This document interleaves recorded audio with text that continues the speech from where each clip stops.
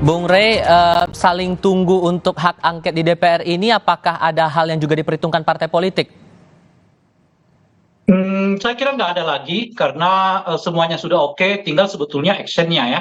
Nah, siapa yang akan memulai?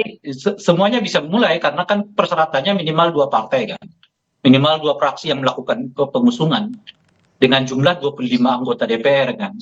Itu menurut saya mudahlah didapatkan. Misalnya PDI bisa nyumbang 20 orang, mungkin satu partai yang lain nyumbang 5 orang, kan sudah ada 25 gitu.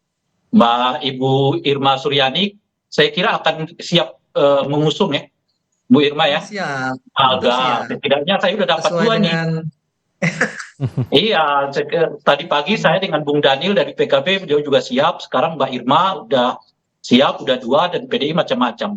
Saya kira udah tinggal tunggu tanggal 5 Maret lah, Mas. Dan dinamikanya menurut Anda ini akan mulus perjalanannya? Kalau untuk pengajuan, menurut saya ya, sampai bahkan mungkin ke rapat paripurna pertama, yaitu rapat yang menyatakan untuk menerima hak angket ini gitu. Nah, paling nanti di ujungnya kan kalau kita dengar Bung Maman kan Bung Maman juga nggak gusar-gusar amat kan dengan angket ini gitu ya. Beliau cuma mengingatkan, ya pikirkan timingnya gitu. Jadi bukan pikirkan angketnya itu boleh apa enggak gitu. Nah, inilah kalau timingnya ya inilah waktunya. Kan nggak mungkin kita angket nanti pada bulan Agustus. Kalau Agustus diangket, ya Oktober udah selesai masa jabatan presiden kan. Memang ini waktunya, sebab angket ini bisa sampai 6 bulan kan. Kalau sampai masa kerja presiden sampai 6 bulan ke depan. Justru kalau diperlama-lama, kehilangan momentum. Presidennya sudah nggak ada, baru keputusan DPR-nya dibuat, kan aneh juga gitu. Oke. Kalau begitu Bu Irma, karena yang terakhir yang muncul juga perbincangannya, diskursusnya, kapan nih kira-kira Pak Surya Paloh akan melakukan pertemuan begitu dengan Bu Megawati? Apakah ini sudah ada penjadwalan atau rencana pertemuan begitu untuk membahas hak angket ini? terkait dengan hak angket ini, Ketua Umum kami sudah menyampaikan ke seluruh anggota Dewan di DPR untuk siap ya mendukung penuh hak angket ini. Jadi ada pertemuan ataupun tidak ada pertemuan dengan Bu Mega, kami siap dengan mendukung penuh hak angket ini.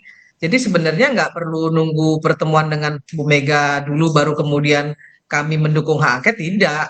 Hari ini pun kami sudah siap dengan seluruh kekuatan penuh untuk mendukung hak angket ini. Kenapa? Karena memang ini hak konstitusional yang memang dijamin oleh undang-undang, dan inilah yang memang harus dilakukan sesuai dengan regulasi. Jadi kenapa harus menunggu pertemuan dengan Bu Mega dan lain sebagainya? Ya tidak perlu seperti itu menurut saya. Dan topik besarnya itu dalam hak angket ini tidak hanya Pilpres tapi juga Pileg juga akan dibawa isu ini?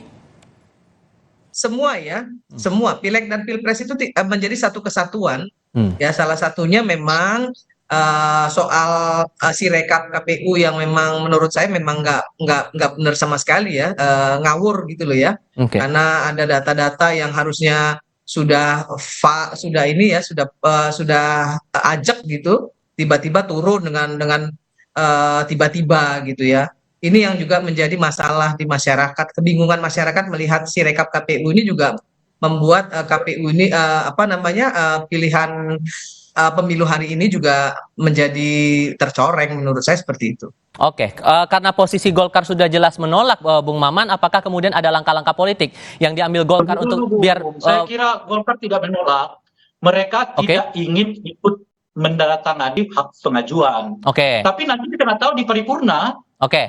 Kalau gitu saya kasih giliran ke Kang Maman kalau gitu. Bung Maman, gimana tuh secara politik ya, terakhir singkat saja. Kalau tanya ke saya, ini hak angket ini kita udah bisa baca ke ujung-ujungnya bakal kemana. Makanya tadi kami itu lebih ingin, yuk kita ini fokuslah kepada apa sih yang menjadi titik permasalahan. Proses perhitungan suara ini kan masih sedang berproses. Yang kedua, ini sebetulnya kalau ada istilah kita ini sebetulnya isu-isu hak angket ini urusan-urusan umbang-umbang aja nih kalau kata orang kampung. Apa tuh maksudnya tuh?